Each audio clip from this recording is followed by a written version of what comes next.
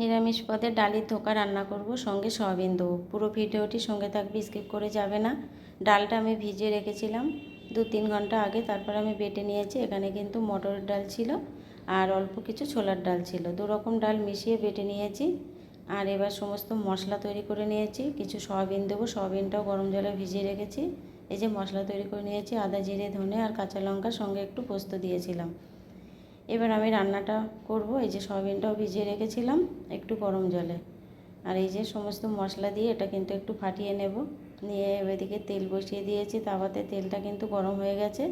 এবার আমি ডালের বড়াগুলো সব ভেজে নেব। এই যে তেলটা গরম হয়ে গেছে, এবার তেলের মধ্যে একটা একটা করে হাতে সাইজে কেটে দেব, দিয়ে আমি বড়াগুলো কিন্তু ভেজে নেব। এই ধোকাটা কিন্তু অনেক রকমভাবেই রান্না করা যায়। আমি কিন্তু আলু দেয়নি, আলুর জায়গায় কিন্তু আমি সয়াবিন দিয়েছি। নিরামিষ দিনে তো একটু অন্য রকম রান্না করে খাওয়ালে কিন্তু সবাই খেতেও ভালোবাসে। সব সময় কিন্তু ডাল, সয়াবিন, পনির তরকারি এসব কিন্তু খেতে ভালো লাগে না, একঘেয়ে হয়ে যায়। মাসে তো বেশ 4-5 দিন নিরামিষ খাওয়া হয়। সেই 4-5 দিনে কিন্তু একটু অন্য রকম রান্না করি। তেল দিয়ে দিয়েছি, বড়াগুলো ভেজে নামিয়ে কড়াইতে তেল দিয়ে ফোড়ন দিলাম, দিয়ে এখানে কিন্তু সয়াবিনটা ভেজে নিয়েছি। সব ভাজার পরে বাটা মশলাটা তুলে দিয়েছি, দিয়ে একটু জল দিয়ে দেব, দিয়ে বেশ ভালো করে কষিয়ে নেব একটু লবণ হলুদ দিয়ে। কষিয়ে নেওয়ার পরে তেলটা উঠে গেলে কিন্তু এখানে আমি অল্প একটু লঙ্কার গুঁড়ো দিলাম। কাঁচা লঙ্কা দিয়েছিলাম অল্প কিছু, আর একটু লঙ্কার গুঁড়োও দিয়েছি।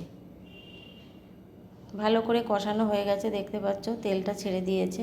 এবার এখানে আমি গরম জল বসিয়ে রেখেছিলাম, জল দিয়ে দেব। খুব বেশি জল দেব না, মাঝামাঝি একটু জল দিয়েছি, কেননা বেশি তো ফোটাতে হবে না। এবার ভেজে রাখা বড়াটাও তুলে দিলাম, দিয়ে একটু ফুটে গেলে এখানে একটু ঘি, গরম মশলা দিয়ে আর একটু মিষ্টি দিয়ে নামিয়ে নেব। মিষ্টি দেওয়া হয়ে গেছে। এবার একটু গরম মশলা, বাড়ি তৈরি করা গরম মশলা আমি ভেজে বানিয়ে রেখেছিলাম, আর এই যে একটু ঘি দিয়ে দেব।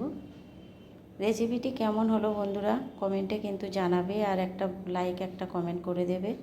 নিরামিষ দিনে কিন্তু রেসিপিটি এমন হলে একটু অন্যরকম হয়েছে। এখানে সয়াবিন দিয়েছি, আলু দেয়নি। আলু দিয়েই তো বেশি রান্না করি ধোকা, আবার ধোকার ঝাল করলেও ভালো লাগে কাজু পোস্ত দিয়ে, একটু সর্ষে বাটা দিয়ে। কিন্তু আমি একটু অন্যরকমভাবে বানিয়ে নিলাম। একটু রান্না সবসময় অন্য রকম হলে খেতে কিন্তু সবাই ভালোবাসে।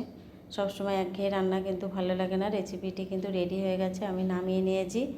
বন্ধুরা কেমন হয়েছে রেসিপিটি যদি তোমাদের পছন্দ হয়ে থাকে, বাড়িতে একবার ট্রাই করে দেখবে। খেতে কিন্তু দারুণ লাগে আর প্রচুর পরিমাণে প্রোটিন।